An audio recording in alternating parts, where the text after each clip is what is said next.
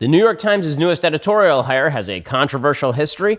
A woman writes about why she wishes she had aborted her Down syndrome child, and Barack Obama stabs Alexandria Ocasio-Cortez directly between the shoulder blades. I'm Ben Shapiro. This is The Ben Shapiro Show.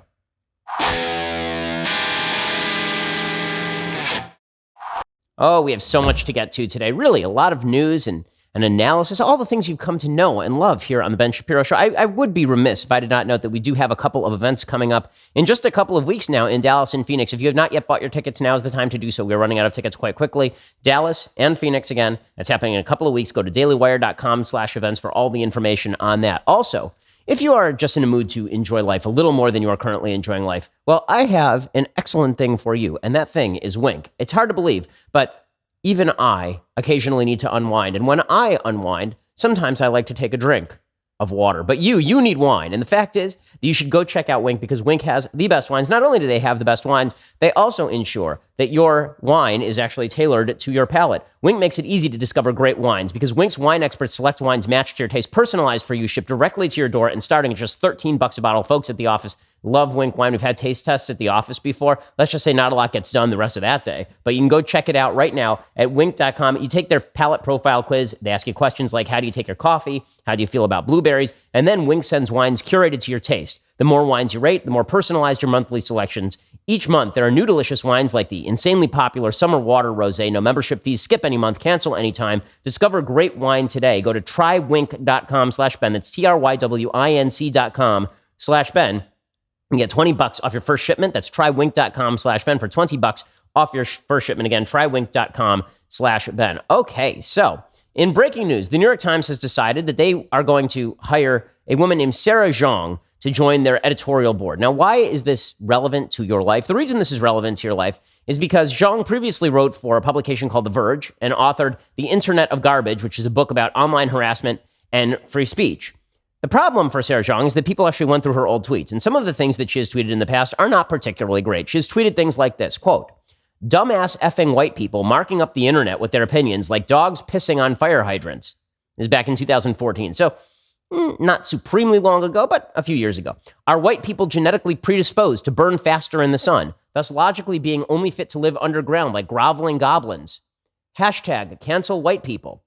Oh man, it's kind of sick how much joy I get out of being cruel to old white men. I dare you to get on Wikipedia and play things white people can definitely take credit for. It's really hard." This is Sarah Jeong, the New York Times editorial board author. "White men are BS. No one cares about women. You can threaten anyone on the internet except cops. I just realized," these are all old tweets of hers, and she was hired. I'm sure the New York Times, if they didn't do a background check on the person they hired over at the New York Times, then they were entirely remiss. They say, "I just realized why I can't stand watching Breaking Bad or Battlestar Galactica. The premise of both is just white people being miserable." And she also tweeted, "White people have stopped breeding. You'll all go extinct soon. This was my plan all along." So she seems like a real delight, this Sarah Jeong person.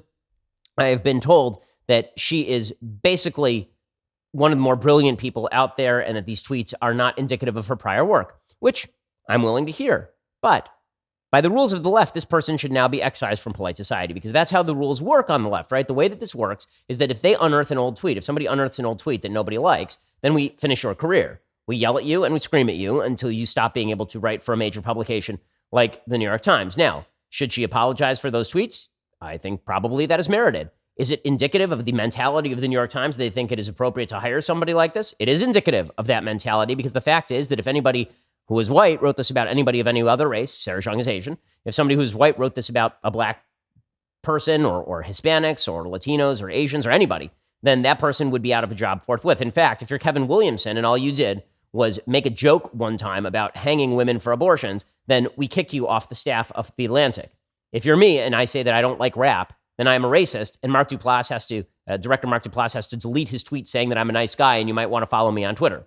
Right? The way this works on Twitter is that if we find something we don't like about you in your past, then we absolutely destroy your career.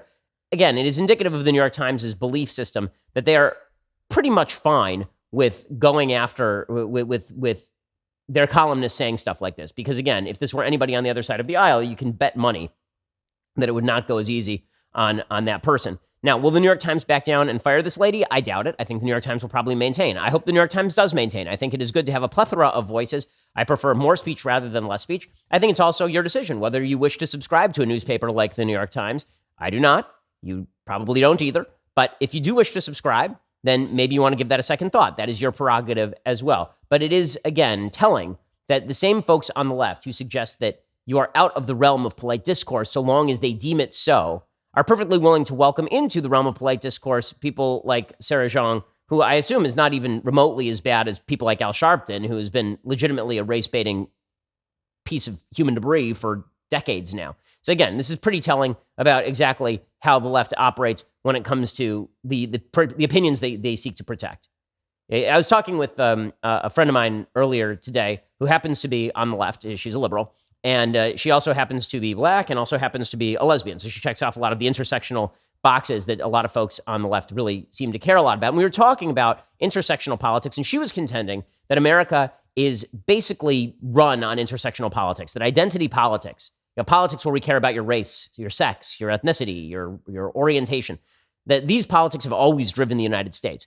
And what I was arguing is one of the problems that we're seeing right now is that if you look at the history of the United States in terms of how intersectional politics has worked, race politics, identity politics, it is fair to say that racial and identity politics have declined markedly since, for example, the 1960s. That if you were to create a scale of 1 to 100 of identity politics, what you would probably say is that at the very beginning of the Republic, identity politics, it was at 100 because there were actually black slaves and people arguing that black people ought to be slaves. It's about as racist as it could possibly be. Then after the Civil War, it drops to about a 70 on the scale of 100 because black people are no longer slaves, but we are going to suggest that they are inferior if you are the dominant American society, and you're going to excise Asians and you're going to excise Latinos and all the rest of it.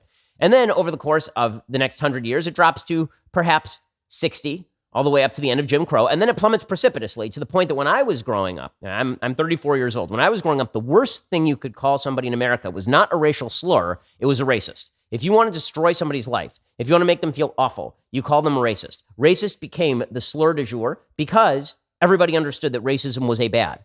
Like the idea of talking to people my age and saying to them that certain people are genetically inferior because of the color of their skin, it doesn't even compute. It doesn't make any sense to people who are below the age of 40 in the United States because we've grown up in the post-Jim Crow era and we find all of that stuff abhorrent. So intersectionality took a nosedive.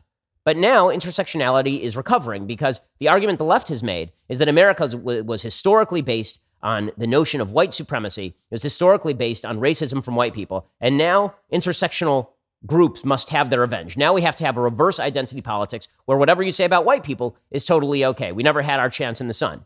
Right? Racism can only come from dominant groups. It can't come from put upon minority groups. This is an argument that's made by a lot of folks on the left. A really serious argument made by a lot of folks on the left, that if you see Sarah Jeong, an Asian, saying racist things about white people, it's not actually racist because Sarah Jeong is an Asian, and Asians have historically been put upon in the United States, even though Asian households have the highest household earning capacity of any households in the United States. White Americans, for example, earn 76 cents on every dollar that Asians earn in the United States if you just average out the salaries. But the intersectional idea goes that if you're Asian, you're a member of a minority group. Therefore, if you are racist toward a white person, it's not actual racism. And white people are saying, wait a second, racism is racism. Now, listen, I understand that virtually all politics is reactionary. I understand that we all react to one another and that there's a desire for turnabout as fair play. But if you want to get to a society that actually means something, then we all ought to be stumping against this sort of bigotry, no matter the source. The problem is that folks on the left have decided that white bigotry is bad, which is true, but they've decided that non-white bigotry is totally okay because it is non-white bigotry, therefore it is not bigotry because non-white people cannot be bigots. That's a very bad thing, and it's contributing to a sense of destruction in America's politics in a pretty significant way. The intersectional politics that have dominated our proceedings over the last few years are really quite disgusting. Now, speaking of disgusting, I want to talk about a piece over at the UK Daily Mail because I think it is, again, indicative of a mentality on the left. So we're going to talk about a couple of ideas today about where the left is going. So the left is moving in a couple of different directions. So direction number one, the left is moving is in this intersectional direction where race matters more than anything else, and certain races are more valuable than other races, and we can determine whether your opinion is good or decent or valuable or worth listening to based on the color of your skin or the formation of your bone structure. Right? We can tell all of that just by looking at you, whether we ought to give you a listen or not. Right? That's point number one in the left's new agenda. Point number two in the left's new agenda is that all moral standards are subservient to your suffering, that we ought to give you leeway because you've had a hard life. And this has been part of leftist trope since forever, basically. I mean, even if you go back and you listen to West Side Story, the song Gee Officer Krupke is based on mocking this trope, that people who are juvenile delinquents are only juvenile delinquents because they've been put upon. In reality, people are juvenile delinquents very often because they make a choice that is a really bad choice and decide to be bad people. Well, the left has decided they're going to double down on the idea that you're allowed to do bad things so long as those bad things make you feel good. That's what this article is in the UK Daily Mail. It's an article by a woman named Gillian Ralph. She's a 69-year-old mother of a 47-year-old son. His name is Stephen. There's only one problem. Stephen has Down syndrome. And that means that Gillian wishes that she had killed him before he was born. I'm not joking. This is an actual 8-page article in the UK Daily Mail. The piece is basically this heartbreaking, extraordinarily lengthy description of how hard it is to deal with a Down syndrome child. Gillian's care for her son is obviously heroic. This Gillian Ralph person, right? She's taking care of her son who is severely Down syndrome and can't take care of himself, can't wipe himself. He's now 47 years old and all the rest. But here is what Ralph says. She says, "So difficult has it been that I honestly can say I wish he hadn't been born. I know this will shock many. This is my son whom I've loved, nurtured, and defended for nearly half a century. But if I could go back in time, I would abort him in an instant. I'm now 69 and Roy is 70. Roy is her husband, and we'll celebrate our golden wedding anniversary next month. Perhaps you'll expect me to say that over time I grew to accept my son's disability. That now, looking back on that day 47 years later, none of us could imagine life without him, and that I'm grateful I was never given the option to abort. However, you'd be wrong. Because while I do love my son and am fiercely protective of him, I know our lives would have been happier and far less complicated if he had never been born. I do wish I'd had an abortion. I wish it every day. If he had not been born, I'd probably have gone on to have another baby. We would have had a normal family life, and Andrew would have had the comfort rather than the responsibility of a sibling after we're gone. Instead, Stephen, who struggles to speak and function in the modern world, has brought a great deal of stress and heartache into our lives, and this is why I want to speak in support of the 92% of women who choose to abort their babies after discovering they have Down syndrome." Okay, so the second point in the Democratic platform, first point is intersectionality. Second point is this idea that subjective pain allows you to perform objectively sinful activities. We'll talk about that in just a second. First, let's talk about your impending doom. Okay, you're going to die someday. It may not be that far away. I mean, I'm not going to hint at it. I'm not going to hint that I know the precise day upon which you will plot. I may or may not know that, but when you do plot, the one thing that you're going to wish you had done is get life insurance. And that's why you shouldn't have wasted your time. You should have gone over to Policy Genius right now. Besides, life insurance rates are the lowest they've now been in 20 years. The best time to buy is now, and the best place to buy life insurance is PolicyGenius.com. Policy Genius is the easy way to compare life insurance online. In just 5 minutes, you can compare quotes from the top insurers to find the best policy for you. And when you compare quotes, you save money. It is indeed that simple. Policy Genius has helped over 4 million people shop for insurance. They've placed over $20 billion in coverage. And they don't just make life insurance easy. They also compare disability insurance and renter's insurance and health insurance. If you care about it, they can cover it for you. So if you've been putting off getting life insurance, there's no reason to do it anymore. Go to PolicyGenius.com, get quotes, apply in minutes. It is that easy. You can do it right now. And you should, because again, the rates are their lowest in 20 years. PolicyGenius.com. It is the easy way to compare and buy life insurance. Go check it out right now. PolicyGenius.com. Don't leave your family without any cash should you plot. PolicyGenius.com. Go check it out. Okay, so point one in the Democratic platform, intersectionality. Point two, subjective opinion, subjective feeling trumps objective moral standards. So if you're somebody who's had to suffer with having to deal with a Down syndrome child, you should go out there and you should talk openly about the fact that you wish you'd killed that person before birth. Now, never mind that's deeply immoral. Never mind that having children is always a sacrifice. In my case, it's also a joy because I, thank God, have 2 healthy children, even though, there are hard times, including, we've had to have open heart surgery on our daughter. That doesn't mean that pain is a good excuse for obliterating another human life. How many people who are 60 years old have an 80-year-old parent who is suffering in the throes of dementia? Does that mean that it's moral to stick a pin in their arm, stick a needle in their arm, and just put them down like a dog? Does it mean that it's okay? When somebody is causing you insane amounts of pain, is it okay to go murder them? When that person is causing you grief and pain and difficulty, is it okay for you to actually go and kill that person? Of course, the answer is no. But in the Democratic agenda, it really is that our level of sympathy is supposed to trump objective morality and the value of human life. So that's prong number 2 in the Democratic platform. All of this is peculiarly self-centered. That if you have a particular race, you get to be as vengeful as you want about another race, so long as you're not white. And that if you are suffering from anything in your life, you get to obliterate that thing, so long as Democrats say it's okay for you to obliterate that thing. And that brings us to the third prong of the Democratic platform, and that is the economic plan. The economic plan, of course, is democratic socialism. So let's talk about democratic socialism. Obviously, this is rising inside the Democratic Party. There's this great battle going on right now inside the Democratic Party for the future of that party. There's sort of the gradualists, and then there are the extremists. The gradualists are people like Barack Obama, believe it or not, and Hillary Clinton, people who believe that you can't go full-scale socialist without alienating the American people and disrupting the system. So you have to take it one step at a time. We'll move toward more and more socialism, more and more redistributionism in short order. And then there are the people like Alexandria Ocasio-Cortez. I'm getting better at her name, guys. I'm saying it right now. Alexandria Ocasio-Cortez, who says, let's go full-scale socialism right now. This is the Bernie Sanders plan. Let's go full-scale socialism right now. Well, Barack Obama is now sounding off on the 2018 elections in a really interesting way. So here is what the former president has to say. He announced on Wednesday the first wave of Democratic candidates that he is endorsing for November. In a series of tweets, he listed candidates in more than a dozen states that he is backing in 2018. He wrote, "Today, I'm proud to endorse such a wide and impressive array of Democratic candidates, leaders as diverse, patriotic, and big-hearted as the America they are running to represent. I'm confident that together, they'll strengthen the country we love by restoring opportunity, repairing our alliances, and standing in the world, and upholding our fundamental commitment to justice, fairness, responsibility, and the rule of law. But first, they need our vote." So who exactly did he endorse? Well, he endorsed Gavin Newsom in California, who is, to put it kindly, a poop tornado.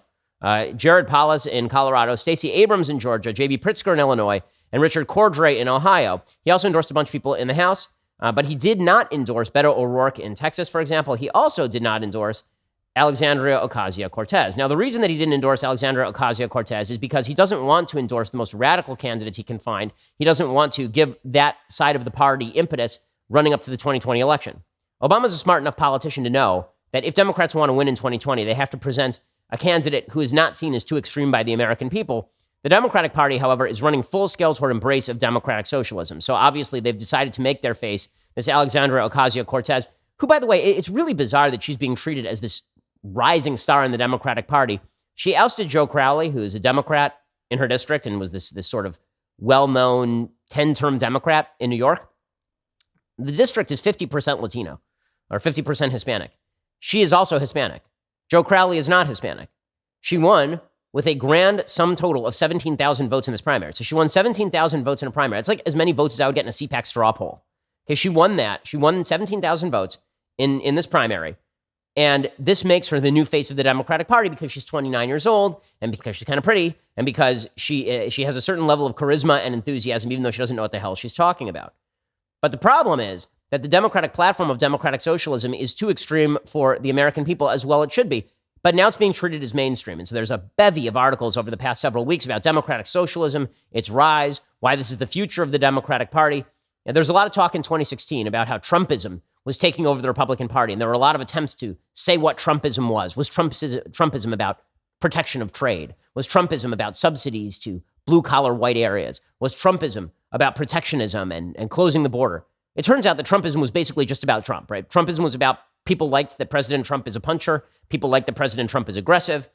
There's a wide variety of perspectives about his policies, but there's not a lot of variety about people in the Republican Party liking Trump personally, which is why he has such diehard loyalty among his base. But for the Democrats, there really is an ideological takeover of this party that has happened since 2010.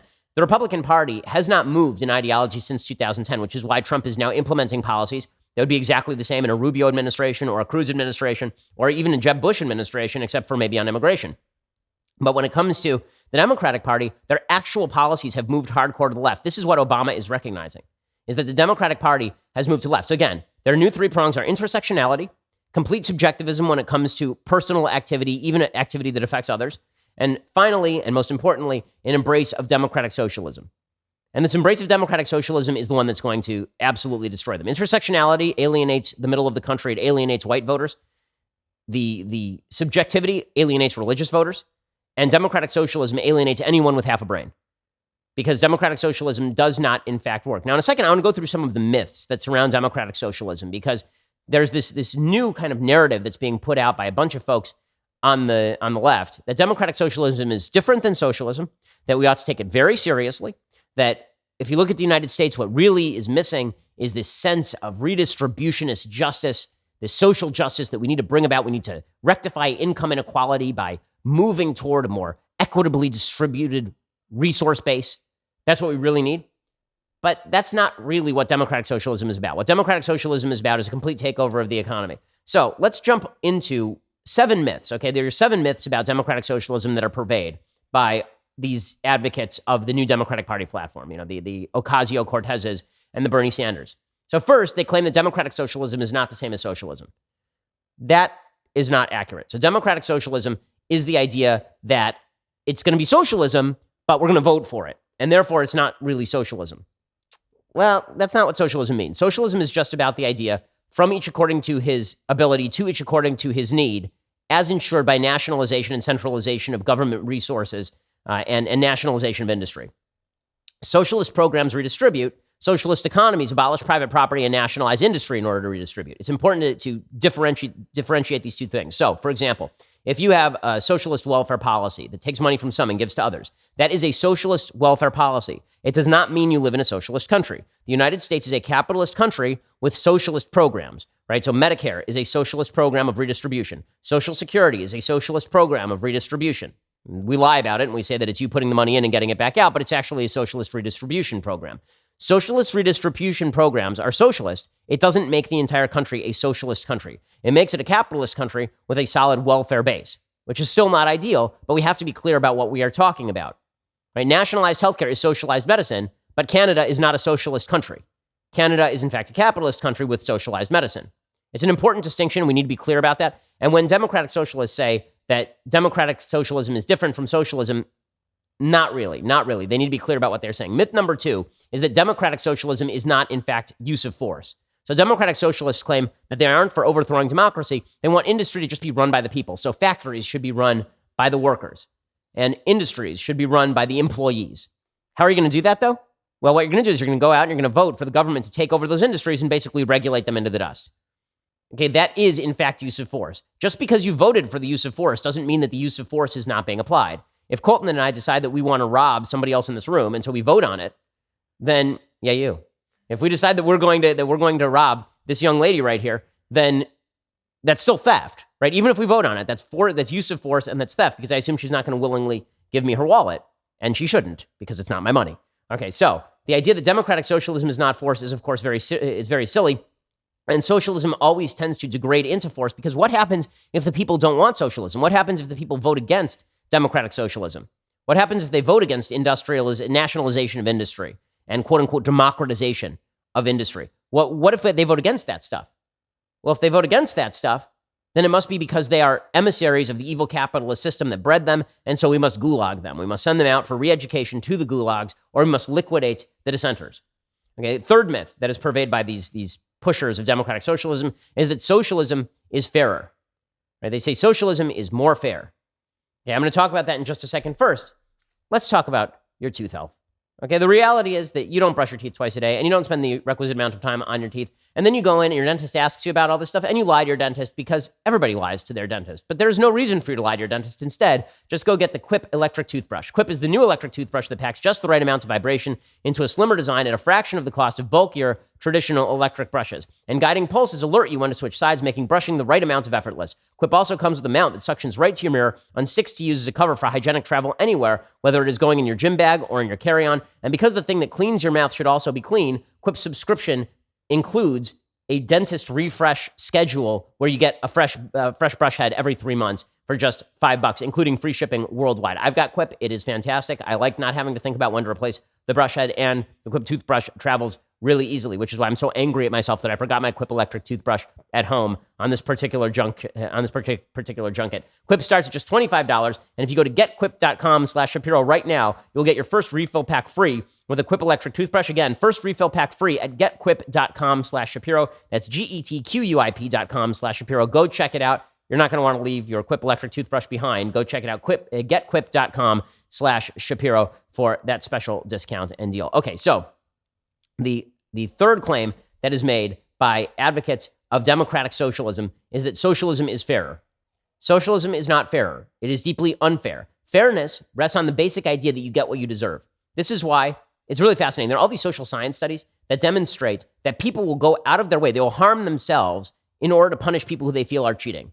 So if you play, there are all these really interesting studies where they'll put a group of people in the room and you have a choice as to whether you want to sacrifice some of your own money to punish somebody else in the room, or whether you want to keep your own money, or whether you want to grab somebody else's money. And people who grab other people's money are immediately hit with people who will spend their own money in order to punish those people. Human beings have an innate sense that it is wrong to take other people's money without proper justification and without any right to that money. Socialism seeks to destroy consequences for actions. Charity is based on the idea that we ought to help people in need. Socialism is based on the principle that need creates additional rights. This is a very, very different thing. Charity is about my capacity to give and about my obligation to give. Socialism is about the idea that if I am poor, I now have additional rights that I did not have when I was not poor. Right? Simply by virtue of becoming poor, I now have the ability to steal your wallet. So when I wasn't poor, if I stole your wallet, you would have said that I was a criminal. But now that I am poor and I steal your wallet, well, that's just socialism. Okay, that's deeply, deeply immoral stuff. Okay, fourth claim that democratic socialists make is that socialism was not present in the USSR or Venezuela or Cuba. This is what we call the no true Scotsman fallacy. Right? Anything that is bad isn't something that you did. Right? Any communist country that ends in murderous tyranny isn't actually communism or Marxism.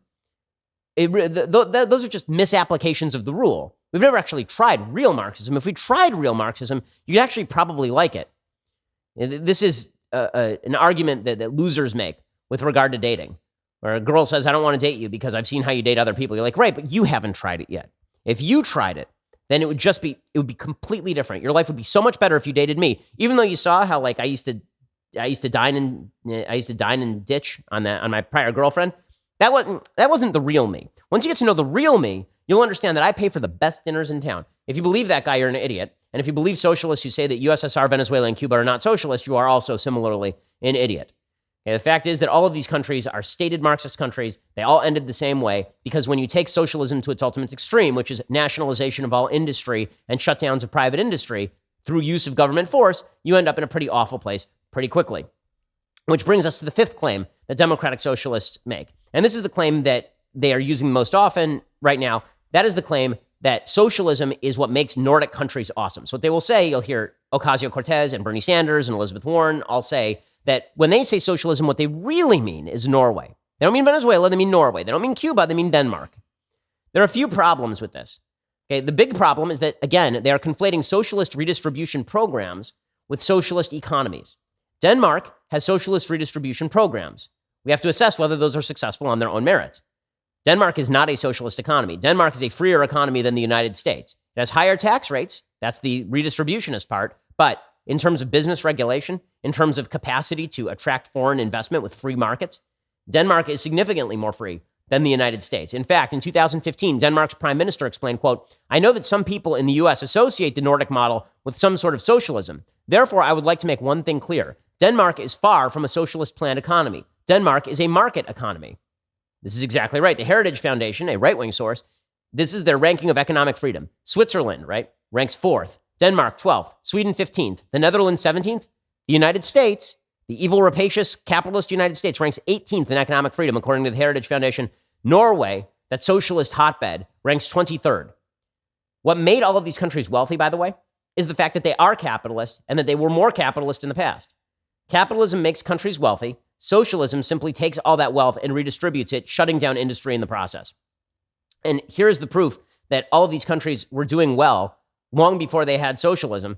The proof is that by statistics, this is the case. Number one, by statistics, the case. Number two, if you take all these people from Denmark, from Norway, from Sweden, and you actually transplant them to the United States, they have higher incomes in the United States than they do in all of these other places. They actually earn more and they do better economically. So the idea that socialism is what creates awesomeness in these cultures is not right. Okay, culture created awesomeness in these cultures, and then socialism was a follow-on that has actually tamped down the economy in these various countries. When you take that culture and you transplant it to a free country like the United States where tax rates are lower, then all of these cultures thrive in the United States as well. Now, Nordic countries do have high levels of social services because they charge exorbitant taxes. Denmark has a 60.3% tax rate plus a 25% national sales tax, which is why everything costs an arm and a leg in Denmark. Between 2007 and 2015, not surprisingly, Denmark experienced a 5.5% decline in real GDP, which is comparable to the decline in growth in Spain, which essentially went bankrupt during the same period. The natural result was the election of a center-right coalition in Denmark. Sweden, another supposed socialist paradise, grew because of capitalism. According to an economic scholar named Nima Zananjanji, who is from Norway, between 1870 and 1936, Sweden enjoyed the highest growth rate in the industrialized world.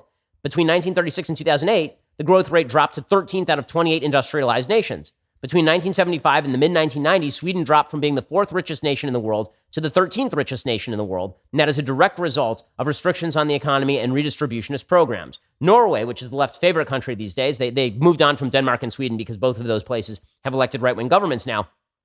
Norway is propped up by an enormous oil find off their coast, and even their nationalized oil companies, which are now used to prop up their social welfare programs, those companies run along private lines in that the government basically is a major stockholder in these companies, but it's not just government appointees who run the companies. It's people who are supposed to run these along profit lines. The government is not actually allowed to intervene in policy in serious ways in the Norwegian oil industry. It's also worth noting that in Sweden, Denmark, Finland, Norway, the top 10% of wealth owners hold between 65 and 69% of all wealth in those countries. That's actually not that much lower than in the United States. All of these countries were significantly more robust economically before they started with their socialist nonsense. And the idea that high life expectancy in Scandinavia is an outgrowth of socialism is not true. In 1960, Norway had the highest life expectancy in the OECD, followed by Sweden, Iceland, and Denmark. By 2005, the gap between Scandinavian countries and the UK and the US had actually shrunk considerably. That's after the implementation of socialism in a lot of these countries. Also worth noting, you can't just take the socialist programs of Norway, which may work for a country of 5.3 million people, and apply them to the United States, where there is not the same level of cultural cohesion, cultural homogeneity, and a history of exactly that sort of cohesion and homogeneity. The population of LA County alone is double the population of Norway. You can't just take a program that works for 5 people and apply it to 5 million and expect it to work exactly the same way. Okay, in just a second, I'm going to get to the last couple of myths about democratic socialism being pushed by the left. But first, you're going to have to go over to dailywire.com and subscribe. For $9.99 a month, you can get a subscription to Daily Wire. When you do, you get the rest of this show live, the rest of Andrew Klavan's show live, the rest of Michael Knowles' show live. You get to be part of our mailbag, which we are doing tomorrow. So get your questions in right now. Go check it out. Also, we have a Sunday special coming up. So if you subscribe on YouTube or iTunes, then you get to see me talk to David Mamet and all the other people who we've had Sunday specials with. A lot of really great episodes over there. And for $99, you get the entire package, the whole shebang, plus our fabled, famous leftist Tears hot or cold tumbler, which you will enjoy, I think, beyond all moral bounds. You'll enjoy that tumbler. So go check that out right now. Again, subscribe to YouTube, iTunes, leave us a review. We are the largest, fastest growing conservative podcast in the nation.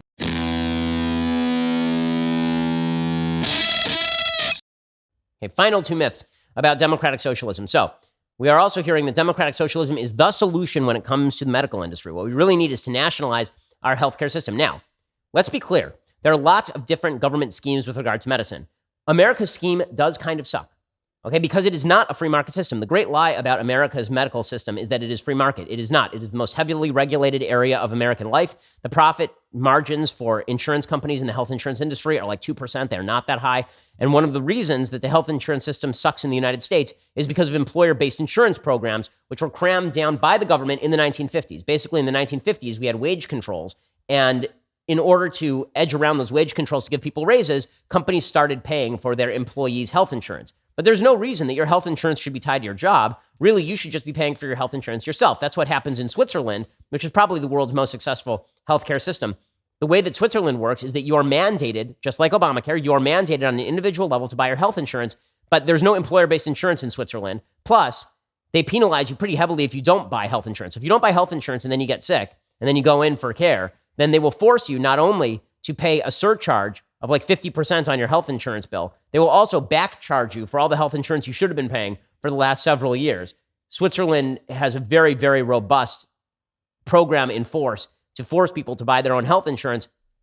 It is also worth noting that all of these other countries that supposedly have wonderful healthcare systems have their drawbacks as well. Canada, of course, has very long wait lines.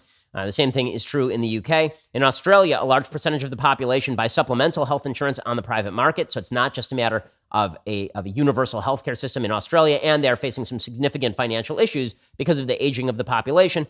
When people talk socialized medicine as the be-all, end-all, they're also forgetting that virtually all medical advances in the industrialized world are coming out of the United States. The U.S. is responsible for 44% of all new molecular entities, which would be the drugs that you actually take, And that those numbers would be a lot higher if not for government regulation from the FDA. We also drive medical innovation in other countries. The truth is that the American healthcare market, where people are able to charge what these drugs are worth, actually subsidizes the rest of the world. So when Canada collectively bargains with a drug company to provide them a certain number of drugs, they're able to do that because the United States is paying a higher price, because we are paying a higher price in the private market for all of that. So they're exploiting, all these drug companies are basically exploiting the private market and then making deals on the back end with all of these socialized medicine systems. If the United States went socialized medicine, the prices would skyrocket for everyone on drugs because nobody would be subsidizing this stuff anymore.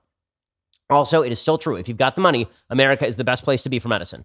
If you've got the cash, then America is still the best place to be. It would be even more like that if we would deregulate the system. Okay, final lie that Democratic socialists tell is that capitalism is a giant failure. This is the dumbest argument of all. Capitalism is the most dramatic success in the history of the world. People living on $1 a day or less, that fell from about 27% of the global population in 1970 all the way down to 5.4% in 2006. That's an 80% decline. Poverty worldwide included 94% of the world's population in 1820. In 2011, it was down to 17%. Mortality rates for kids under the age of 5 declined by nearly half between 1990 and 2013. Virtually no American lives in poverty by global standards.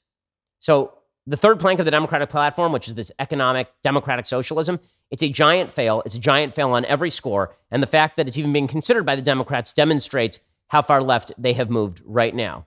Now, in just a second, I want to talk about the latest with regard to President Trump and witch hunts and Paul Manafort and all the rest. You know, there's a lot to talk about there, but final note when it comes to the Democrats' kind of socialist platform here.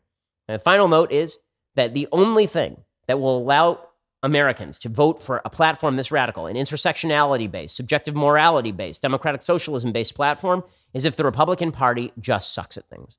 Really. We have such a great story to tell. Conservatism has a great story to tell, a story about individual human freedom, about individual rights, inalienable rights, about the right to life, about the value of life, about the value of serious morality that has consequences for your daily life, about the idea of hard work and achievement and meritocracy. If we blow that opportunity and hand it over to these idiots, if we blow that opportunity and hand it over to this radical program, that's a referendum on our inability to sell the greatest, honestly, the greatest system that has ever been devised by God or man. I mean, it's really an impressive failure on the part of conservatives if they can't sell this stuff.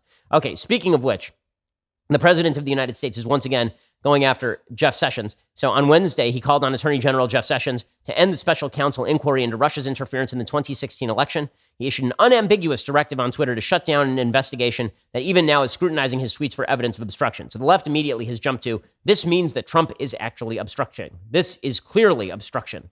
Well, it's actually not clearly obstruction. The reason I can say it's not clearly obstruction is because, in fact, he didn't fire Robert Mueller. He has the power to fire Robert Mueller. He has the power, more importantly, has the power to fire Sessions, the power to fire Rosenstein. He can do whatever he wants. He's the head of the executive branch. He didn't fire him, so this is indeed Trump mouthing off. With that said, is it smart for Trump to mouth off on this sort of stuff?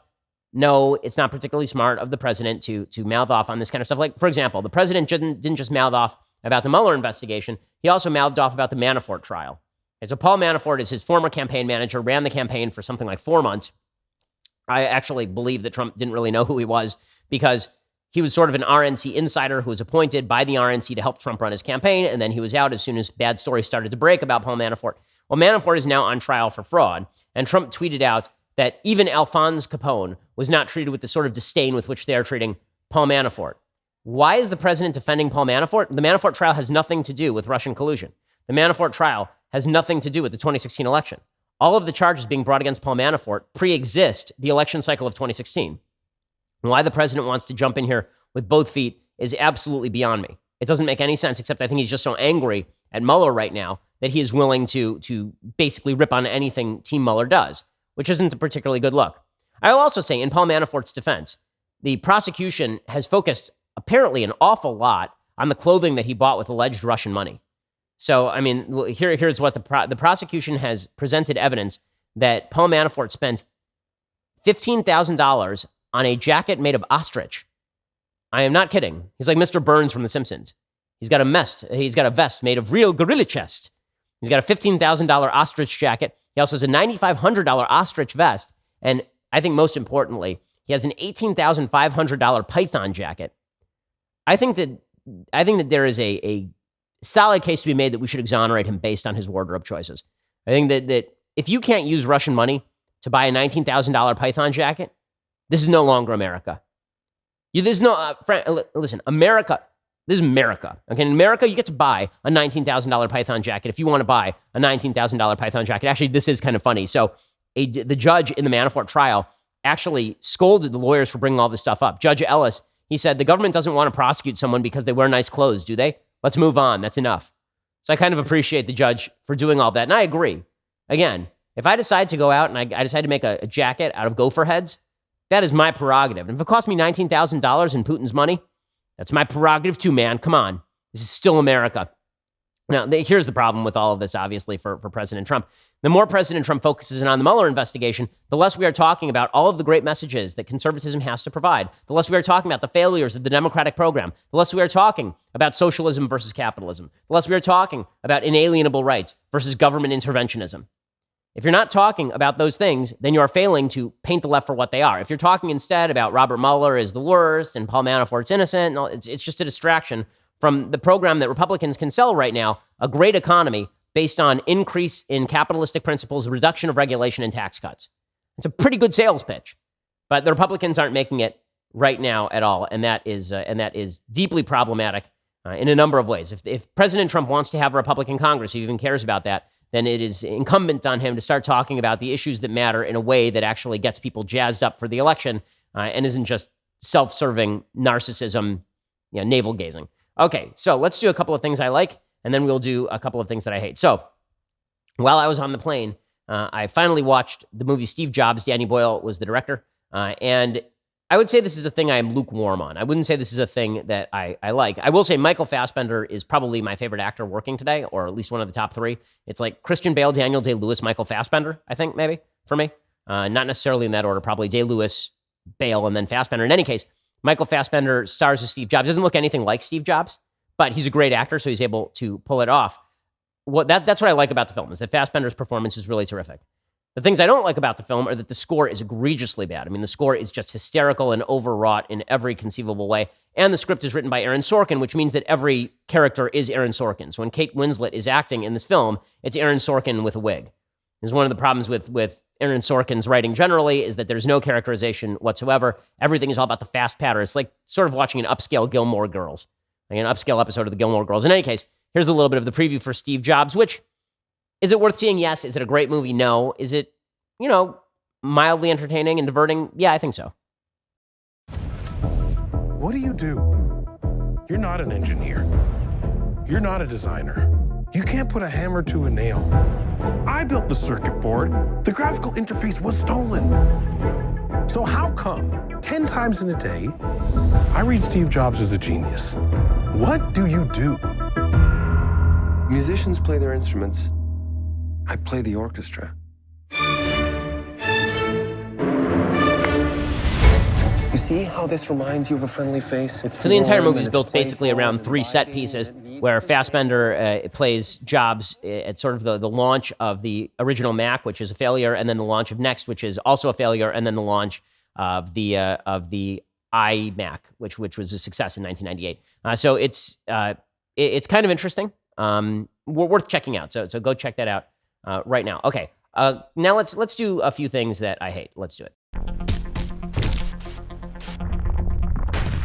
Okay, so Vox.com has an article today about a Pew survey, which has found that Americans say they pray more than any other wealthy nation. 55% of Americans report that they pray at least once daily, 6 percentage points higher than the international average. While that may not seem like a big gap on its own, America is an extreme statistical outlier when it comes to countries with at least a $30,000 per person GDP. So in this category, the global average hovers around 40%. So in Canada, for example, only 25% of people pray daily. That number is 22% in Europe, 18% in Australia, and 6% in Great Britain. In other words, with great wealth comes less religiosity. In the United States, we're still a relatively religious country, and 55% of Americans report praying at least once daily. Vox.com, of course, thinks this is because we're stupid and backwards and we're a bunch of bitter clingers who cling to our God and our guns. I think this is because America is freaking amazing, because it really is. One of the things that you learn when you study the Bible is that people don't stop worshiping God when bad things happen to them. This is one of the great lies of atheism, is that the reason people fall away from God is bad stuff happens to them, and they look around at the universe and they say, why would a child suffer? There must be no God. That's not the real reason, really, why people stop being religious and worshiping God and praying. The real reason people stop worshiping God and praying is because they look around, things are pretty good, what do I need God for? Right? People get fat and happy, and they think that they did it themselves. And then they feel like God is superfluous. Why do I need to thank God for anything? What am I praying for? Everything is pretty great. And it was created by a bunch of scientists who don't believe in God. So what the hell do I need this whole God thing for? The reason that religiosity is important, particularly in an industrialized, civilized society, is because that is what ties us to basic fundamental principles. And those basic fundamental principles are, in fact, the lines of thought that undergird Western civilization. You would not have that iPhone in your hand were it not for the Bible. You would not have that iPhone in your hand were it not for Greek reason combined with a biblical sense of morality, because capitalism is based on certain principles. Those principles include inalienable rights in you. You have inalienable value. You are worth something. Your labor is worth something. You as an individual are made in God's image, and you are more important than any collective that is put together in order to crush your rights on behalf of some sort of communal priority. All of that is rooted in a certain fundamental biblical morality that is based, again, on the most important sentence, I think, in human history. The most important sentence in human history is not, in my opinion, treat thy neighbor as thyself or love thy neighbor as thyself.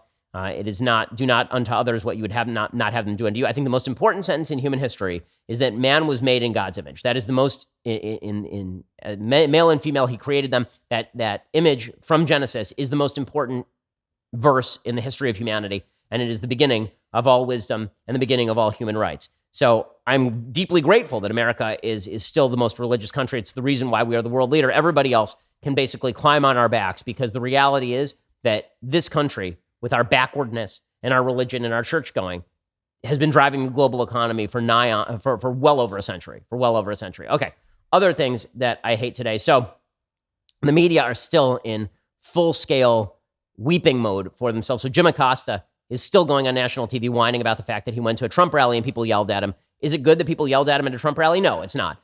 I said yesterday, I think it's more like a sporting event to people than it really is like, I hate Jim Acosta. The way you can tell this is when the cameras go off, they immediately go up and they want to take pictures with Jim Acosta, right? They treat Jim Acosta as though he's the rival sports star on another team. So they sort of treat, like LeBron James is a Laker now.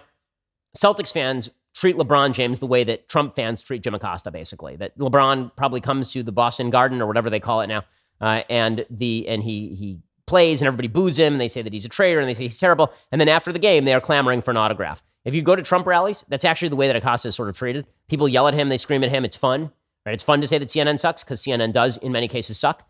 And then Jim Acosta, and then they go up and they take pictures with Acosta.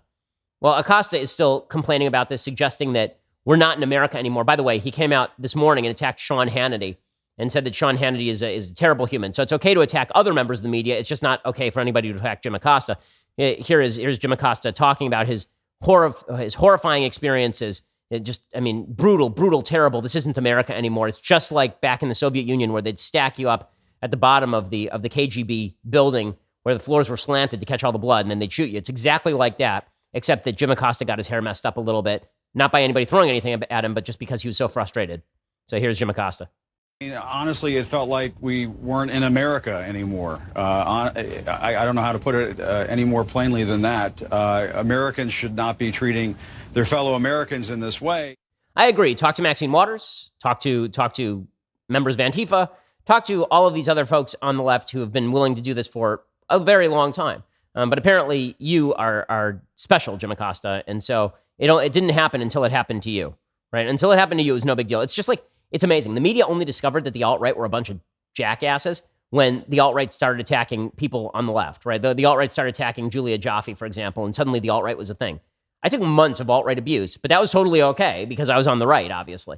The media's selective coverage is one of the reasons why people don't trust the media at all. You see the same thing from ABC's Sunny Hostin, who's over on The View. She says that President Trump's attacks on the press are like the acts of a dictator.